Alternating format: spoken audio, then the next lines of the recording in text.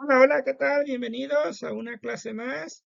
En esta ocasión, ya después de haber revisado lo que es la flotación por espuma, el modelo de primer y segundo orden, así como otros modelos matemáticos que hay para ajustar los datos experimentales que obtienes durante una cinética de flotación por espuma, ahora toca lugar a cómo calcular, cómo hay que hacerle para calcular cuántas celdas son necesarias para llevar a cabo una flotación. Me refiero a cuántas celdas si únicamente retiras en una etapa el concentrado.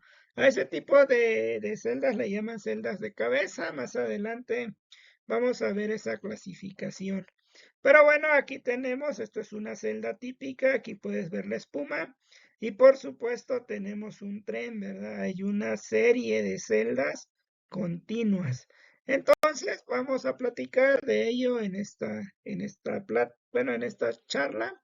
Y lo primero que tenemos que tener claro es que, pues las celdas de flotación que se usan ya a nivel planta, se diseñan a partir de datos que obtenemos a nivel laboratorio en escalas piloto.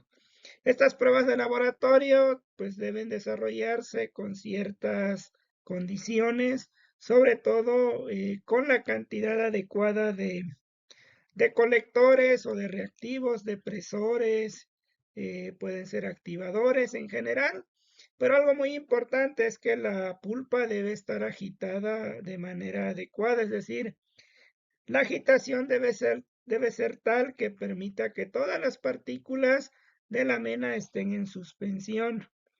En ocasiones, pues hay que agregar un reactivo en exceso, hay que acondicionarlo de mejor manera o de la forma adecuada que tiene que ser de alguna manera para condicionarlo. Y ello depende del tiempo, cuántos minutos dejamos que ocurre la absorción del colector, del depresor o incluso del activador.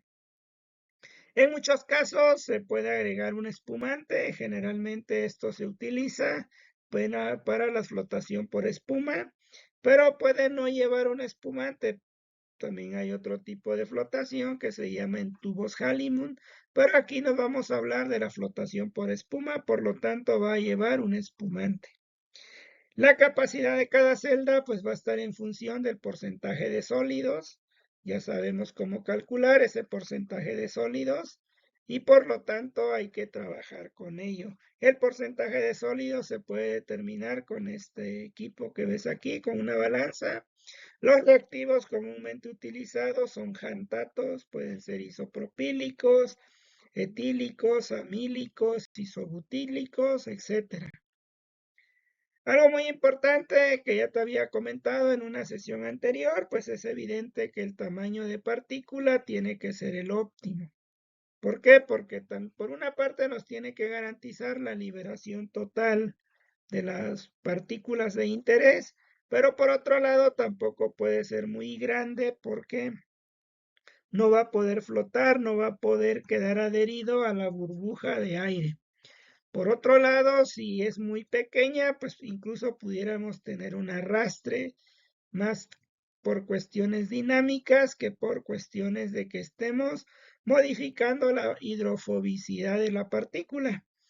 Entonces, la cantidad de reactivos siempre tiene que ser necesario y óptimo, y la densidad de pulpa. El tiempo de la flotación es de vital importancia. ¿Por qué? Porque nos va a decir en qué momento podemos dejar de flotar y en ese momento se supone que ya recuperamos la mayor cantidad de valor agregado. Entonces aquí tenemos el Hantato. Los cálculos típicos de estos procesos son pues la cantidad de colector, la densidad de la pulpa y sobre todo la cantidad o dosificación de un depresor, activador o acondicionador según sea el caso. Y bueno, también debemos estar conscientes que para diseñar una celda de flotación, pues tenemos que tener datos de laboratorio y generalmente ya hay datos reportados de planta o a nivel industrial. Ya habíamos comentado que esas celdas se llaman Ruger o de cabeza, es decir, Únicamente es como si hicieras la flotación en una etapa, metes la cantidad de concentrado, lo que flotes. En una flotación a veces logras recuperar pues más del 90 o 100 más del 90%. Por esa razón es que aquí lo utilizan como referencia ese tipo de celdas.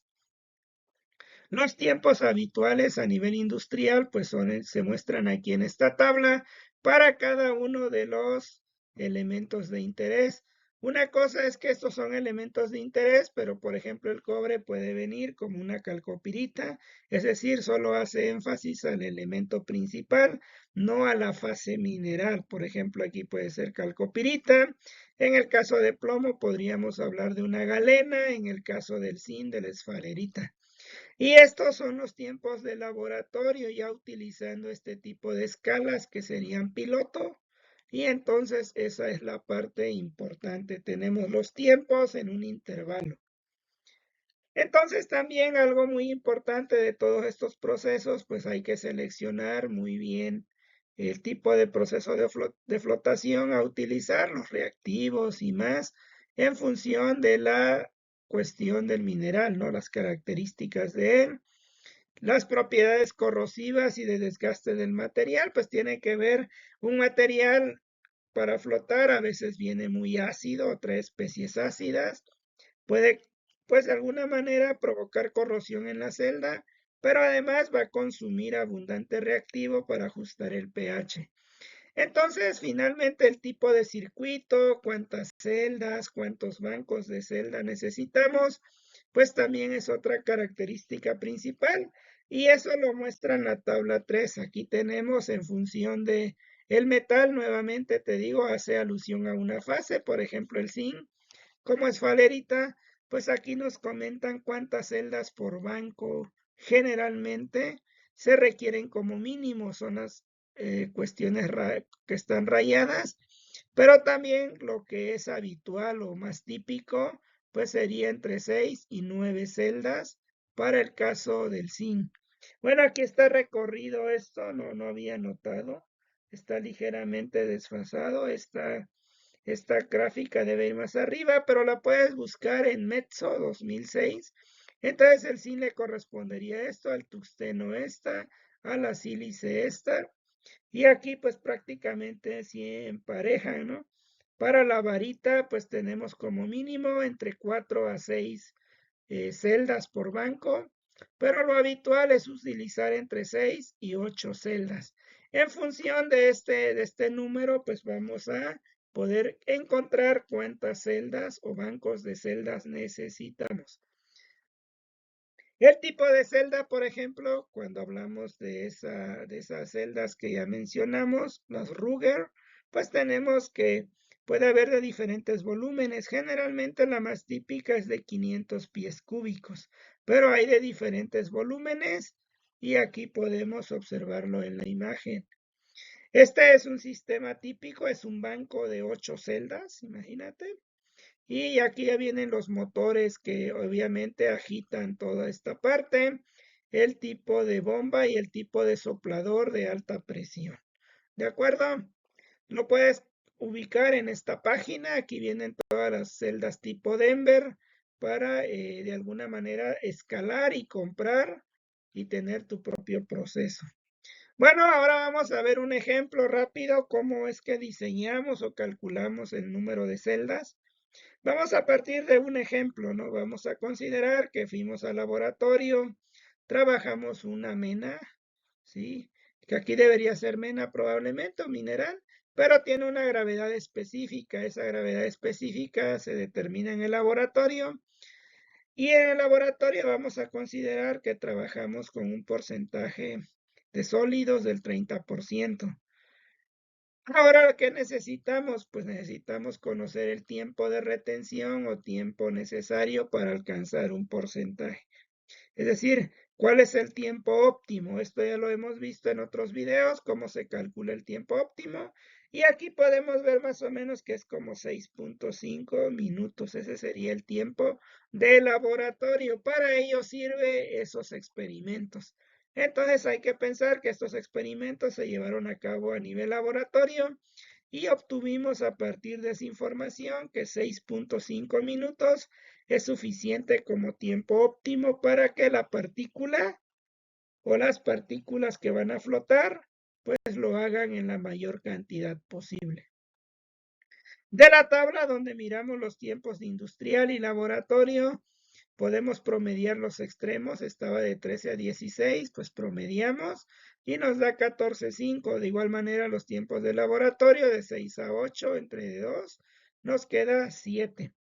A esta relación del tiempo industrial entre el tiempo de laboratorio sacamos un factor, esa proporción es 2.07. Entonces, nuestro tiempo de laboratorio, nuestro tiempo óptimo que determinamos que se fue 6.5 minutos, en promedio lo vamos a multiplicar por esa razón que obtuvimos aquí.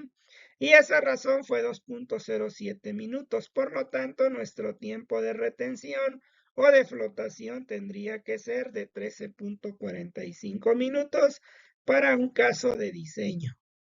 Entonces ya tenemos aquí que 14.500 toneladas por día queremos procesar. Esta la llevamos a las unidades de tiempo óptimo, que serían minutos. Por lo tanto, queremos procesar 10.07 toneladas sobre minuto. Entonces, la carga de mineral que necesitaríamos dosificar en la celda, pues sería el flujo por el tiempo. Sería alrededor de 135.44 toneladas. Entonces tenemos que también calcular un factor que se llama densidad de pulpa. Tenemos que hacer el porcentaje de sólidos, la densidad del sólido, que ya la tenemos.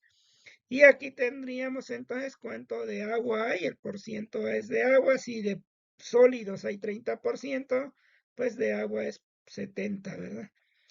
Aquí tenemos que la densidad del agua, pues es, a ver, la densidad del sólido. Y aquí tenemos que es 70, 1 entre densidad de A. La densidad del agua es 1 tonelada o es 1.000 kilogramos sobre metro cúbico. 1.000 kilos es 1 tonelada. Entonces aquí tenemos densidad del agua, porcentaje de agua. Y con ello determinamos la densidad de la pulpa. Como ya sabemos cuánta masa vamos a meter, pues con ello sabemos que este espacio es suficiente para de la cantidad de material, pero esto tiene que representar el 30% de toda la pulpa. Entonces el 100% de la pulpa sería 451.46 toneladas, es decir, ese 30% aquí entra. Y como ya tenemos la densidad de la pulpa con esta masa total de pulpa, podemos saber que nuestro volumen de operación tiene que ser 367 metros cúbicos. Una vez que tenemos este volumen, estarás de acuerdo que cuando estás agitando una celda de flotación, la misma velocidad de giro puede promover que haya un rebosamiento, que rebose líquido, que se pueda tirar líquido. Para evitar esa situación, pues consideramos que este volumen de la celda en realidad representa el 85% del total de volumen, es decir, dejamos un 15% de libertad en volumen para evitar precisamente que no rebose el líquido. Y aquí ya tendríamos entonces nuestro volumen real.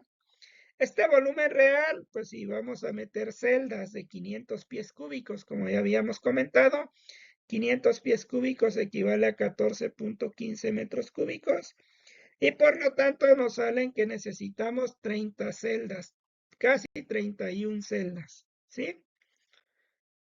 Y bueno, pues ya con ello tenemos ese número de celdas. 30 celdas. Vamos a ver otro ejemplo. Nos dice que queremos procesar 90.000 toneladas métricas por día. La densidad del mineral o la mena que usamos es 2.8 gramos centímetro cúbico. Y que es un valor típico para una mena tipo pórfido ese. El porcentaje de sólido será del 35% y el tiempo de flotación de laboratorio ya alguien lo calculó y fue de 6 minutos.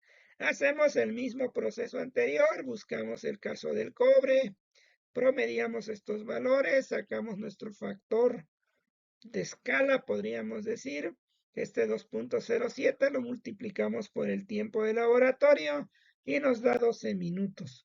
Con esos 12 minutos calculamos cuántas toneladas por minuto necesitamos y ya con este valor sabemos que es 750 toneladas.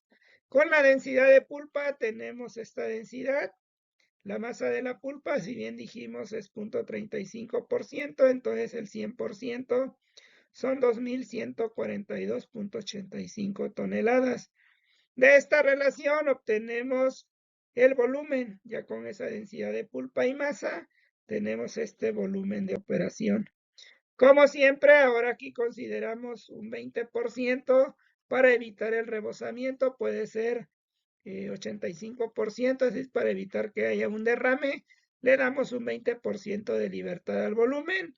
Y si utilizamos celdas de 600 pies cúbicos, lo que equivale a 17 metros cúbicos, podemos calcular cuántas celdas requerimos. En este caso son 122 celdas. Pero el número de celdas serían, o número de bancos, nos tenemos que ir a la tabla. Y para el caso del cobre, tenemos alrededor de 16 celdas por cada banco. Entonces, necesitaríamos alrededor de 8 bancos de celdas para lograr la flotación del cobre.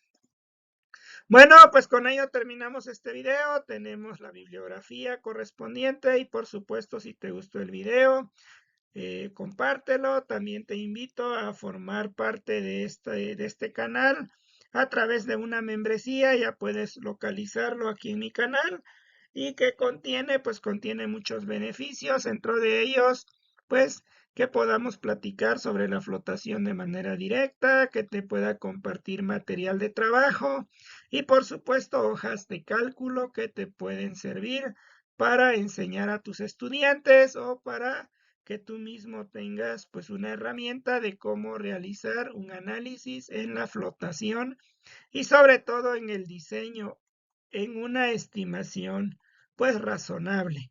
Nos vemos en un siguiente video. Saludos.